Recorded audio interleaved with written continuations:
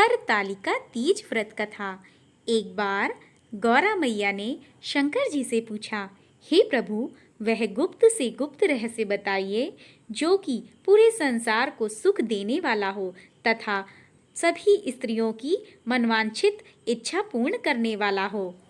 जिस पर शिव जी बोले, सुनो गौरा, पिछले जन्म में तुमने मुझे पाने के लिए बहुत छोटी सी उम्र में कठोर तप और घोर तपस्या की थी। तुमने ना तो कुछ खाया और ना ही पिया, बस हवा और सूखे पत्ते चबाए।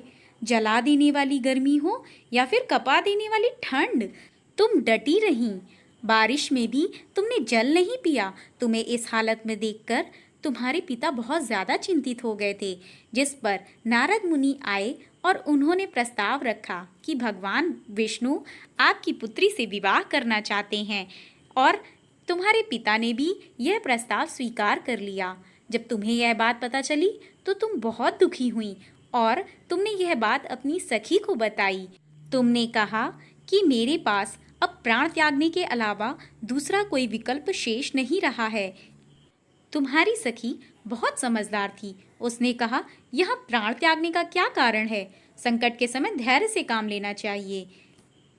उसने कहा कि मैं तुम्हें घनघोर वन में ले चलती हूँ, जो कि साधना का स्थल भी है और तुम्हारे पिता वहाँ तुम्हें ढूंढ भी नहीं पाएंगे। मुझे पूर्ण विश्वास है कि ईश्वर अवश्य ही तुम्हारी सहायता करेंगे। तुम्हें घर पर ना पाकर तुम्हारे पिताजी बहुत विचलित हुए और इधर तुम नदी के तट पर साधना में लिप्त हो गई।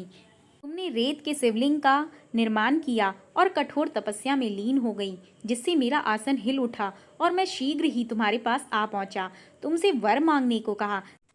तब अपनी तपस्या के फलीभूत मुझे अपने समक्ष पाकर तुमने कहा, मैं आपको सच्चे मन से पति के रूप में वरण कर चुकी हूँ। यदि आप सचमुच मेरी तपस्या से प्रसन्न होकर यहाँ पधारे हैं तो मुझे अपनी अर्धांगिनी के रूप में स्वीकार करें। जिस पर तथास्तु बोलकर मैं कैलाश पर्वत लौट गया। उसी समय गिरिराज तुम्हें खोजते हुए वहां पर आ पहुंचे और तुमने कहा कि मैं घर तभी जाऊंगी जब आप महादेव से मेरा विवाह कराएंगे। तुम्हारे पिता मान गए और उन्होंने हमारा विवाह कराया।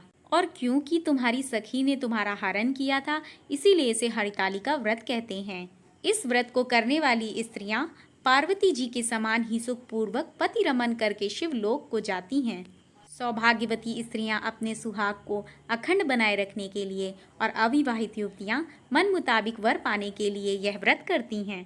इस दिन व्रत करने वाली स्त्रियां सूर्योदय से पूर्व उठती हैं और नहाकर पूरा श्रृंगार करती हैं। पूजन के लिए केले के पत्तों का मंडप बनाकर गौरी गणेश को स्थापित करती हैं। इसके साथ ही पार्वती जी को सुहाग का सारा सामान अर्पित किया जाता है। रात में भजन कीर्तन करते हुए जागरण किया जाता है और शिव पार्वती विवाह की कथा सुनी जाती है तथा 3 बार आरती की जाती है।